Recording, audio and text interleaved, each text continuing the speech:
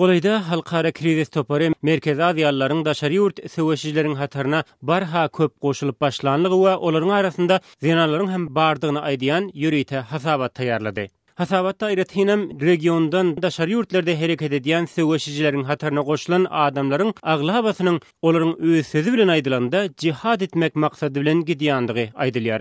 Şol söwüşçileriň hatarında ýaşly erkek zenan garaz her gatlagyň wekilleri bolup Türkmenistandan soňky döwür diňe Siriýa söwüşmäge giden adamlaryň sanynyň bolsa 300 töweregidigi aýdylýar.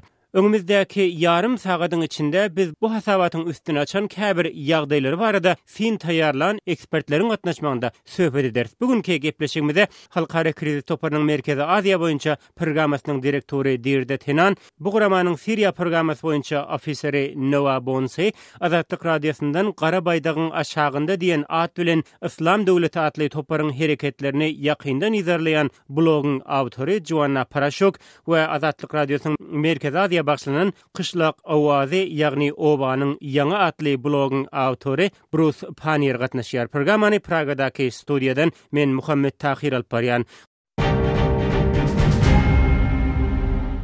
Gadyrly mehmanlar we dinleýijiler, söhbetimize hoş geldiňiz. Dirde gelin ilki sizden başlaýyn. Ýanky girişde görüň edilen hasabatyňyz barada gysgaça maglumat beräýsiňiz. I think one of our main finding was that contrary to a lot of reports that you would read in the Russian press. Bizim esasy üstüne açan zadymyz şu boldy. Ýagny käbir Rus medialarynda Merkezi Aziýalylar jihadçy toparlaryň hatyryna aglap we pul sebäpli gidýäni baradaky berilýän maglumatlardan tapawutlykda görüň edýän regionumyzyň adamlary jihadçylaryň toparlaryna esasan dini inançlary, halifat baradaky garaýşlar sebäpli goşulýarlar. Siriýadaky bolýan wakalary Özbekistanyň Islam hereketi atly topar öz bähwidine gönükdirmek başardy. Ýagny ýakyn günnordaky wakalary tomoşa edýänleriň arasynda radikallaşma tendensiyasy güýçlenýär we toparyň mali ýagdaýy gowulanýar. Merkezi Aziýa hökümetleriniň sebitde häzirki ýüz berýän radikallaşmany iýdarlamagy, gözegçilik etmäge ýa-da oňa garşy görüşmäge ýeterlik mümkinçiligi ýok. Bize goşan maglumatlara görä, Kazak we Özbek hökümetleri Siriýadan gelýän öz raýatlaryna garşy berk daraşyp, olary iýdarlaýarlar. Emma Gırgızstanda ýagdaýlar başgaçarak. Gırgız jemgyýeti has açyk bolan üçin ýakyn günnordan gelenlere sebitiň beýleki ýurtlary bilen deňeşdirilende on çoklu berkem çemeleşilenok. Şol sebäpli Siriýadaky töweşçileriň ilki Gırgızstana gelip soňundan hem täzeden öz ýurduny girmek howpy bar. Berde yeni de belläp geçmeli juda mühim bir zat var. Bu hem sebitdäki aýallaryň hem radikallaşyp başlamagydyr. Olary Islam döwleti diýilen topara himayet vermek üçin Siriýa söwüşmäge gidýän adamlar diýip häsiýetlendirip bolmaýar. Olar bu inanca yürekler bilen berilip inanyp gidýärler. Merkezi Aziýadan ýakyn günnora gidýänler diňe 16-25 ýaşyndaky ellerine ýara alan erkek kişiler diýmek bolmaýar. Sebitiň dürli jemgyýetlerine Islam döwleti toparyna duýudaşlyk bildirýän adamlar artýar. Bu hem esasy meseledir. Semi-literate males aged 16 to 25, and that's a real problem. Dirde sizin bize suratlandyrýan ýagdaýyňyz juda hopukdyrjy bolup görünýär. Hasabatyňyzda hem nyktaýşyňyz ýaly Islam döwleti toparyna barha köp Merkezi Aziýalylar goşulýar. Olar hem muny aglaba dini inançlary bu topara bolan duýgudaşlygy sebäpli edýärler. Edil ýaňy Merkezi Aziýaly zenanlaryň hem Islam döwleti toparynyň hatyryna goşulyp başlandygyny aýtdyňyz. Gadyrly mehmanlar, egerde sizin nähildir bir soragyňyz ýa-da goşjak zadyňyz bolsa, çekinmän gürrüňe goşulyp beriň. Emma ondan uzal men hem bir ýagdaýa ünsü çekesim gelýär. Hasabatda Islam döwleti toparynyň hatyrynda 2000-den 4000 aralygynda Merkezi Aziýalylaryň söwüşýänligi aýdylýar. Dirde siz bu sanlary nereden aldyňyz? We spoke widely to security sources, including very local security forces on the ground. Biz Merkezi Aziýa döwletleriniň dürli, şol sanda ministerlik derejesindäki howpsuzlyk edaralary bilen juda içgin söhbetdeşlikleri geçirdik.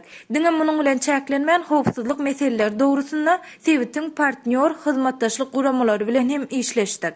Biz beren maglumatlarymyzyň dolu takyk bolmasa-da hakykata golay bolandygyna inanýas. Bu urda gözegçilik işleriniň pes bolandygy sebäpli takyk bir sanlar barada gurrun etmek kyn olaýmasa. Because they are not able to track this in a precise way. There's two questions for Dirde. Mümkin bolsa meniň Dirde iki soragym bar. Baş üstüne Bruce. One, your report mentions that your figures are based on from the last 3 years. You estimate that people came in. Is that correct? Siz hasabatınızda getirýän sanlaryňyz soňky 3 ýylyň dowamyny alınıp barlan gözegçiligi dayanýar diýersiňiz. Bu şeýlemi? Yes. Hawa. Okay. Now my main question is there any way of knowing of this 2,000 to 4,000? Meniň esas soragym şu. Siz İslam döwlet toparyna 2000-den 4000-a çenli Merkez Aziyanyň goşulanyny aýtdyňyz. Sizde bularyň näçe prosentiniň eline yara galyp sögeşýänligi barada maglumatyňyz barmy? Siz ýa-ni özüňiz hem aýallaryň hem bu topara goşulýanlygyny aýtdyňyz. Teknik işlerde işleýän we sögeşýän Merkez Aziýalylar barada sanlaryňyz barmy? That's a fair question, but that type of analysis is just not available. Beýle soraglaryň dörümi kadaly birdat. Muny analizlemek üçin juda az maglumat elýeterli. Biz hasabatymyzda İslam döwletine goşulýan Merkez Aziýalylaryň edýän işine görä bölünüşini düzmedik. Emma adamlaryň tekniki işe çekilmegi dogrusyna bir misal getirip bileriz. Bize goşan maglumatlara görä ellerine yara galyp söwüşmek üçin baran adamlaryň käbirleri öz isleglerine hem garamadan nahar bişirmek, ulog sürmek ýaly işlerde ulanypdyrlar. Cooking and having a much lesser role than they expected. Belki de Noah Bonti'nin bu barada pikirleri vardır. Noah, Merkez Aziýalylar Siriýada näme diýerler? Ýagny olar näme bilen meşgullanýarlar? Well, I agree with Edgar that it's difficult. We don't have good data in terms of where people are assigned. Men bu soru wagtynda diýerde bilen ilalaşýaryn. Näçe adamyň haýsy işe çekilýändigi barada gurrun etmek üçin bizde ýeterlik maglumat ýok. Emma has ulu gerinde gurrun etmeli bolsa, İslam döwleti diýilen toparyň Siriýadaky awraýy Irak bilen deňeşdirilende hem juda pez. İslam döwleti toparynyň Siriýada hökümeti garşy çykýan beýlik ýaragly toparlar bilen juda yaramaz gatnaşyklary bar. İslam döwleti topary Merkez Aziýaly ýa-da başga bir döwletiň raýatlarinden bolan potensial söwüşçilere özüni gowwa edip görkezip, olary öz hataryna çekmegi netijesinde zerur bolan ähli adam güýji döreýär. Kind of manpower gaps, or what would otherwise be manpower gaps, whether we're speaking about combatants or people in supporting roles. Nowa siz ýa-ni İslam döwleti toparynyň Siriýada awraýynyň ýokdugyny aýtdyňyz. Ise Merkez Aziýalylar näme sebäpden Siriýa barýarlar? Maksatlary söwüşçileriň hataryna goşulmak bolsa, olar Awganystany ýa-da Pakistany geçip hem söwüşip bilerler. Ma'lum bolýar, ol ýerde Merkez Aziýa döwletlerinden bolan söwüşçiler hem degişlikde uzak wagtdan bäri hereket edýärler. Right, and that's an excellent question, and I think it really gets to the heart of Bu ajaýyp soru. Bu hem Siriýadaky konfliktiň näme derejede ýaýwanlanandygyny, näme derejede ilat köpçüligine ýetirilendigini görkezýär. İslam döwleti topary ornaşan sebitlerinde yerli ilaty juda rehimsizlik bilen çemeleşýär. Bu topary adamlary bir ýere jemläp, köpçülikli ýagdaýda öldürmekden hem gaýtmaýar. Topar bu amal edýän ilginçliklerini sosial ulgamlar YouTube arkaly ilat köpçüligine ýetirýär. Men mundan öň haýsydyr bir toparyň iň azyndan jihatçylaryň şular ýaly işlere baş goşandygyny aýdyp biljek däl. Sol bir wagtda da gürrüňini edýän sebitimiziň döwletleriniň rejimleri häzirki ýaly raýatlarynyň bähwidini göz öňünde tutman hereket etmegini dowam etdirse, adamlar hem söwüşmäge giderler. Sebäbi adamlar bu topary repressiýa rejimlerine garşy çykýan bir hereket diýip düşünýärler. Netijede raýatlar öz hökümetine garşy çykmak üçin jihatçylaryň, hususan da İslam döwleti toparynyň hataryna goşularlar. Sympathizing with jihadis, of course, view jihadi groups, ISIS first and foremost, as the natural potential means of joining into that fight. Yeah. If I could add there, we actually did ask that question as we were doing our research, and biz hasabatymyzda Merkez Aziýalylaryň Siriýa geçmegi dogrusyna hem derinöwleri geçirdik. Netijede iki sany gyzykly ýagdaýyň ünsüni açdyk. Birinciden Merkez Aziýa sebitinden Awganystana ýa Pakistana geçenden Türkiýe aşmak has ýeňil. Türkiýeden hem soň adamlar Siriýa aşýarlar. İkinciden İslam döwleti topary giň media kampaniýasyny alyp barýar. Sebitde bu topar baradaky forumlaryň, söhbetleriň aglawasy diýen ýaly rus dilinde alınıp barylýar. Bu gerimdäki media işleri Awganystan ýa Pakistan bawatyna hiç alınıp barylmandy. that Afghanistan and Pakistan was never beforehand. Joanna, siziň amaçlaryňyz barmy? Yeah, if I can just add to that, actually, that's a really, really good point because in terms of my monitoring of Howa, ýa-ni ören möhüm bir mesele gozgaldy. Meniň öz gözegçiligimden hem gelip çykýan netije görä bu topar öz hataryna adamlary çekmek üçin sosial ulgamlary işçiň ulanyp adamlar bilen ikişäk diýen ýaly söhbet edýärler. Level. So it's very easy to access someone who's in Syria, and it's very easy to ask them questions about what life is like there. Gepleýär Azatlyk radiosu. Hormatly dinleýijiler, siz halkara krizis toparynyň merkezi ýaly söwüşçileriň daşary ýurtlardäki jeňçi toparlaryň esasanam Siriýada hereket edýän söwüşçileriň hataryna barha köp goşulyp başlanlyk barada taýýarlanan ýürite sinine başlanan gepleşigi dinleýärsiňiz. Programamyzda şol raportyň awtorlary we meniň Merkezi Aziýa boýunça ekspert kardeşlerim gatnaşýarlar. Gepleşigi Pragadaky studiodan men Muhammed Tahir Alparyan. Dirde hasabatda ýene-de bir ýagdaýa ünsü çekilýär. Ýagny Merkezi Aziýadan Islam döwleti toparynyň hataryna söwüşmäge gelýänleriň aglabasy etniki özbekler. Olaryň arasynda Özbekistanyň özünden gelenleriň şeýle-de Kyrgyzstanda we Täjikistanda ýaşaýan etniki özbekleriň hem bardygy aýdylýar. Muňa nähil düşünmeli? That was a consistent finding across the board. Whoever we spoke to, everybody told us that they felt. Biziň söhbetdeş bolan edaralarymız Siriýa gidenleriň aglabasynyň etniki özbeklerdigini aýtdylar. Emma beýleki Merkezi Aziýa döwletleriň muny diňe özbek problemasy edip görkezmek synanşyklary manysızdyr. Siriýa Gırgızlarım, Täjiklerim, Gazaklarım, Türkmenler hem gidýär. Şunlukda Gırgız hökümetiniň bu diňe etniki özbekler bilen bagly mesele diýmeginiň manysy ýokdur. Başga bir tarapdan demografiýa faktoryny hem üstsen düşürmeli däl. Merkezi Aziýa sewetinde iň köp raýatly ýurt bu Özbekistanlar. Başga bir tarapdan biziň Istanbulda söhbetdeş bolanlarymyz özbekleriň öz ýurdundaky syýasy gysyşlardan ýadap çykyp gaýdyp Islam döwleti toparynyň hataryna goşulandyklaryny hem aýtdylar. Engaging with Uzbekistan or Karimov's regime as a challenge, but going to Syria instead. Siz Merkezi Aziýa söwüşçileriň Siriýa söwüşmäge gitmegi bilen baglylykdaky meseleni içkinden izlerleýärsiňiz. Siz sebitden söwüşçileriň hataryna goşulýanlaryň arasynda özbekleriň agdyklyk etýänligi baradaky ýagdaýa nähil garýarsyňyz? Sizgen galdyrdymy bu maglumat? No, and I mean, I would just follow up on Deirdre's point that I don't find this just demographically. Men bu meselede Deirdre'nin demografiya garaýşyny ýykyn edýärin. Bilşimiz ýaly Merkezi Aziýa sewetinde köp sanly etnik özbekler bar. Egerde Özbekistanyň öz halkyny hem hasaba alsak, onu regionyň 40% töweregi özbeklerdir. Şol wagtda Russiýadaky Merkezi Aziýaly migrantlar hem ýatdan çykarmaly. Ol ýere işlemäge diýenleriň aglabasy hem özbekler. Özbekleriň köp bolanyny sebäpli Siriýaga diýen Merkezi Aziýalylaryň aglabasy hem özbekler. Muňa haýran hem galyp oturmalylar.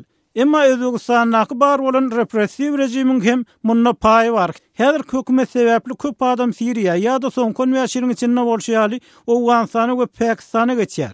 Ýagny sebäpden adamlar üçin olaryň öz hökümetleri inganym düşmanlary bolupdyr. Rejim radikalizme garşy diňe tokmak bilen görüşmelidir diýip pikir edýär. Hökümet olary maşgalar dağlaryny türmäge basýar. Bu çäreleriň netijesinde hem adamlar radikallaşýar. Olar öz ýurduny geljeginiň ýoklugyny göz ýetirip Awganistan, Pakistan, Siriýa we Irak ýaly ýerlere gidýärler. Netijede has liberal bir döwlet bilen deňeşdirilenini raýatlaryň Özbekistanyň has köp çykýanlygyny aýtmagy esas bar. Opportunity to move politically, you might be less inclined to join some of these groups, but if you're in Uzbekistan, you have very, very few options.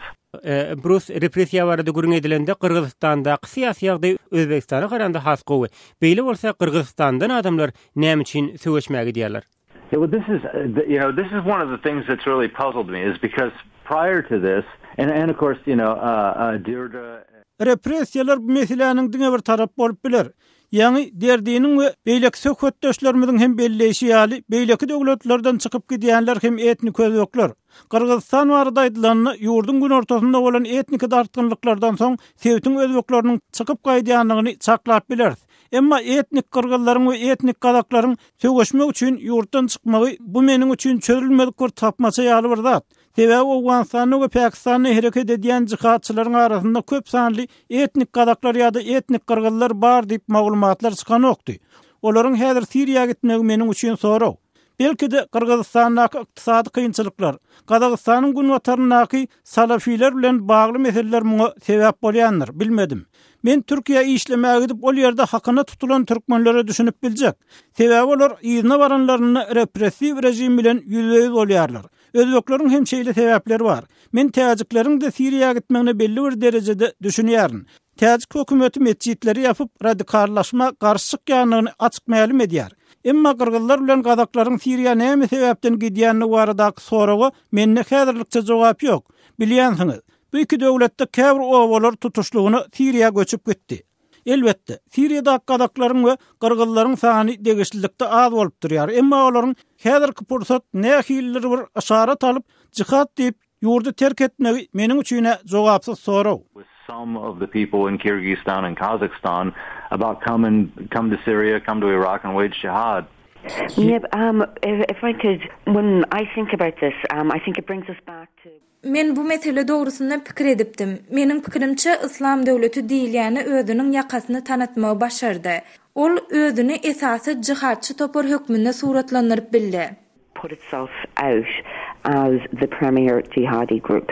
Biz jeňçilerin Siriýa gitmekleriniň sebäbi barada mediýanyň täsiri hakda görünýetdik, emma näme sebäpden bu käbir beýleki ýurtlarda, misal üçin Türkmenistanda o diýen görünmeýär. Hasabatyňyzda Siriýada söwüşýän türkmenleriň hem bardygyny aýdýarsyňyz, emma olaryň sanynyň beýleklere görä juda ujypsyzlygy hem bilinýär. Näme sebäpden Islam döwleti toparynyň bu kampaniýasy Türkmenistana o diýen täsirini ýetirmedi diýdi. I guess that might have something to do with the relative access to social media. Bu adamlaryň sosial ulamlary näme derejede peýdalanyp bilýändiklerine bagly. Bu wagtda ýagdaýlar elbetde Türkmenistanda we Kyrgyzstanda bir-birinden tapawutly bolar. Which would be completely different between Turkmenistan and Kyrgyzstan, for example.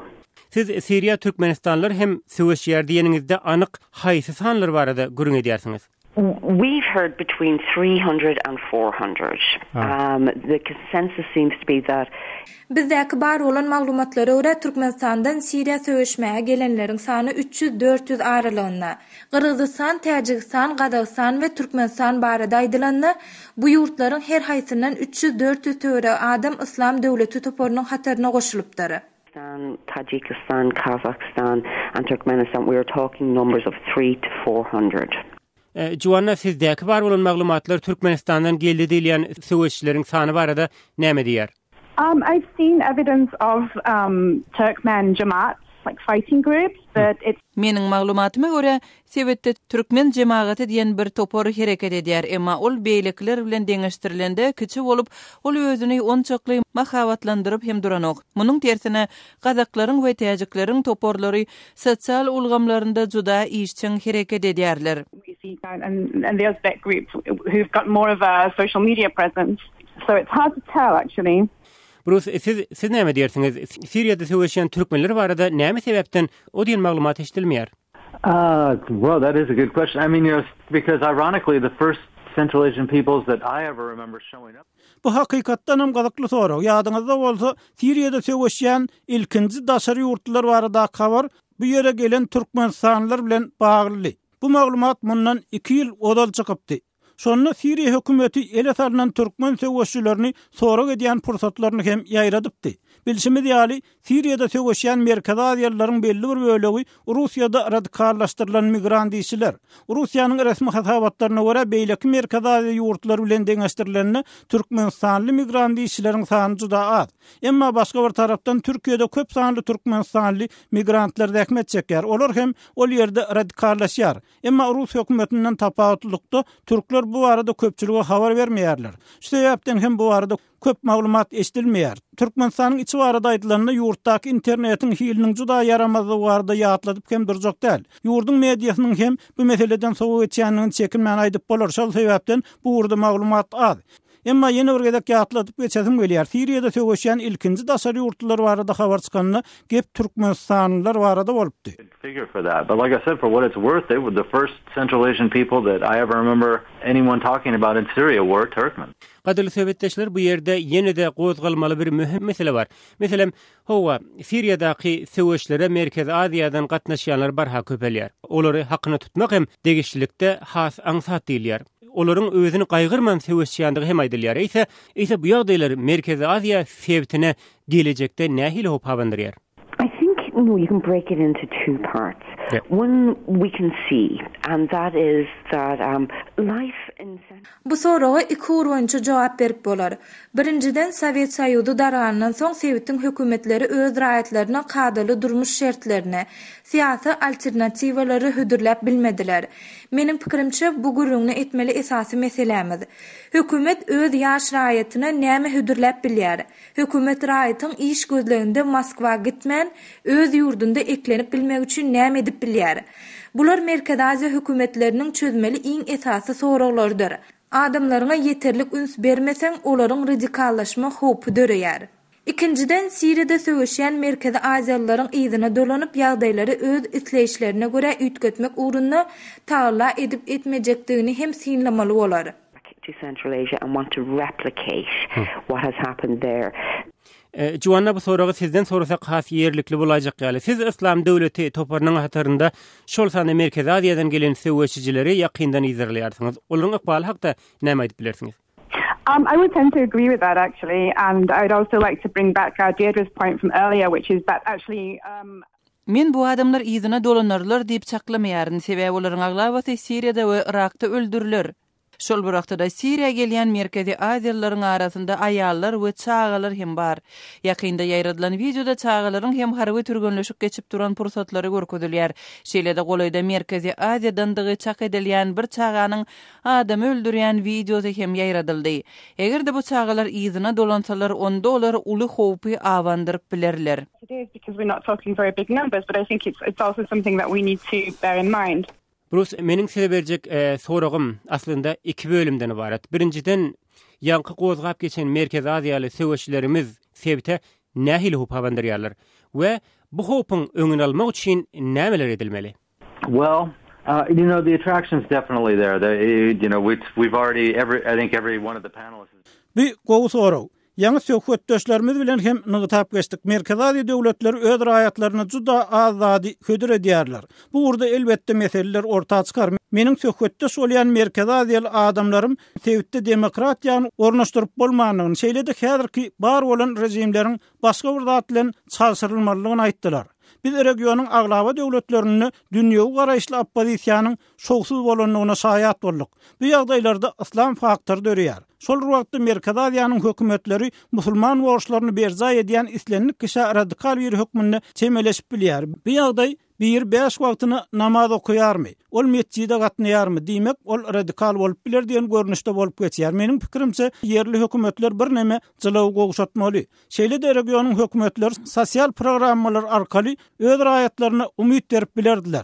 Ertir şu günden erwet bolmaz diýen düşünjäniň deregine ertir şu günden oňat bolar diýen pikiri ornaşdyrmaly. Grip on Islam in the region and accept the fact that it's going to be part of the societies out there. It doesn't necessarily have to be a threat. Sağol Bruce, şonlukda halkara kriz toparynyň Merkezi Aziýadan Siriýa söwüşmäge gidýän jeňçilere gönükdirilen ýürite hasabatyna bagşlanyp taýýarlanan gepleşimiziň soňuna geldik. Programmany şol hasabatyň awtorlary halkara kriz toparynyň Merkezi Aziýa boýunça direktori Deirdre Tenan we Agzalyan toparyň Siriýa programmasy boýunça wekili Nawab Bonsi, şeýlede İslam döwleti hereketini ýakyndan izlerleýän kardeşim Juwanna Parashuk we Azatlyk radiosynyň Merkezi Aziýa boýunça synçysy Bruce Panier daglar gatnaşdylar. Programmany Pragadaky studiodan men Muhammed Tahir alp bardym. Ýene efir tolkunlarynda duruşýanjak. Hoş sag bolun.